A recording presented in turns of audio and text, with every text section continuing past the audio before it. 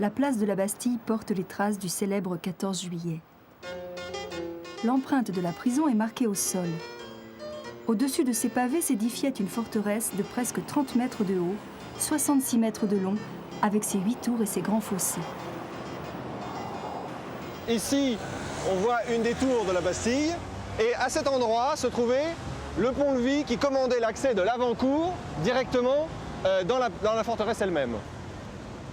Donc quand on est aujourd'hui place de la Bastille, qu'est-ce qui reste qui puisse nous évoquer la reddition de la Bastille? Il y a cette très belle maison Louis XVI, construite peu d'années avant l'attaque de la forteresse. Elle est aujourd'hui d'ailleurs protégée par les monuments historiques. Et de ces fenêtres, on peut imaginer les bourgeois qui l'ont fait construire, assistant médusés à la prise de cette forteresse qui était réputée imprenable. Les habitants actuels de cette maison ont devant eux une toute autre vue. Une place très animée dominée par le génie de la liberté. Retour vers le passé. En 1789, il n'y avait pas les tours modernes, ni la tour Eiffel. Bien sûr, les voitures n'existaient pas. Et les arbres n'étaient pas là. Les immeubles du 19e siècle n'étaient pas construits, les grands boulevards non plus. Pas plus que la colonne érigée après la Révolution de 1830. En revanche, la célèbre forteresse de la Bastille marquait la limite est de Paris.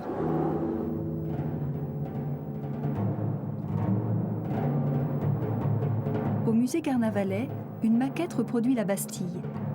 Elle a été taillée dans une pierre de cette forteresse, où le roi enfermait qui bon lui semblait, sans aucun jugement. La Bastille représentait alors le symbole de la tyrannie.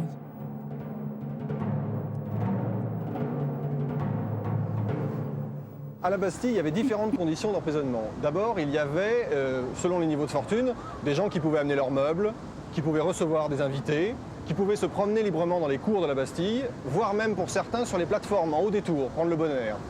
Et puis, il y avait ceux d'une condition plus modeste qui pouvaient avoir des cachots moins bien situés dans la prison, car il y avait de très belles cellules et puis d'autres moins agréables, évidemment.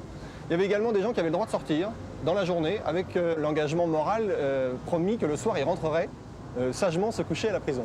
Alors la Bastille a une mauvaise réputation à cause de deux personnages, Linguet, qui était un avocat, et Latude. C'étaient deux prisonniers qui s'étaient trouvés là dans des conditions assez rocambolesques.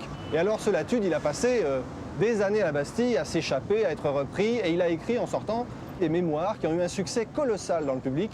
Et évidemment, il a flatté l'imagination populaire. Et ça a créé une légende noire de la Bastille, mais comme toutes les légendes noires, elle a fini par être dure comme fer par les gens.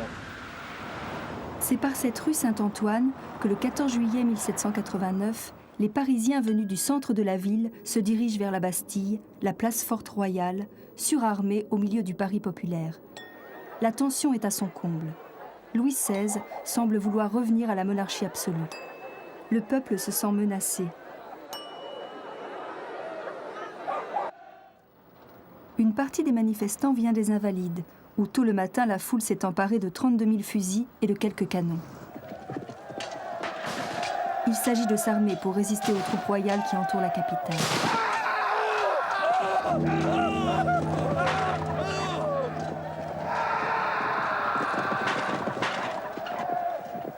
Depuis le 5 mai, les citoyens suivent avec passion la révolte de leurs députés contre le roi à Versailles. 11 h du matin, rue Saint-Antoine. Les insurgés approchent de la Bastille. Ils ont des armes, il leur faut de la poudre. Ils savent que d'importantes munitions sont stockées dans la forteresse.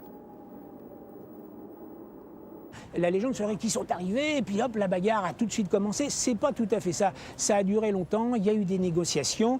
Il y avait le comité des électeurs de l'hôtel de ville qui étaient des bourgeois qui voulaient négocier parce qu'ils avaient peur aussi. Une forteresse de cette manière n'aurait pas pu tomber si elle ne s'était pas rendue. Le gouverneur avait de quoi faire sauter en baril de poudre toute la forteresse et tout le quartier qui allait avec. Donc il y avait vraiment là une impossibilité matérielle de cette prise de la Bastille. Donc c'est bien une capitulation à la suite vraisemblablement d'une défaillance du commandement. Le gouverneur, n'ayant pas d'ordre de sa hiérarchie, ne sachant pas quoi faire devant cette attaque inopinée. Et puis il faut se rappeler aussi l'ambiance révolutionnaire du Paris de l'époque. Ça a été une journée chaude, il faisait chaud, le canon a tonné, il y a eu des morts, et puis ça s'est terminé de façon tragique. Il y a eu une centaine de morts parmi les assaillants. Delaunay qui a eu la tête coupée, le prévôt des marchands de Paris qui a eu la tête coupée. Peu après commence la démolition de la forteresse par un citoyen patriote qui s'appelait Palois, qui n'avait pas oublié que la Révolution peut être synonyme de bonnes affaires et qui a été l'entrepreneur de la démolition et qui a fait une fortune sur la démolition de la Bastille qu'il a vendue morceau par morceau, quasiment à la petite cuillère. Il l'a démontée et il a eu cette idée de faire des milliers de petites bastilles qui commercialement représentaient quelque chose et en même temps construisaient, en même temps qu'on détruisait la pierre, construisaient le mythe. Légende ou réalité, la démolition de la Bastille est vécue comme une victoire sur la tyrannie.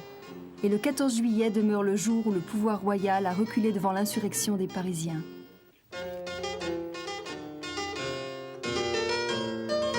Depuis, la place de la Bastille a conservé sa force symbolique et demeure le lieu de grandes manifestations populaires.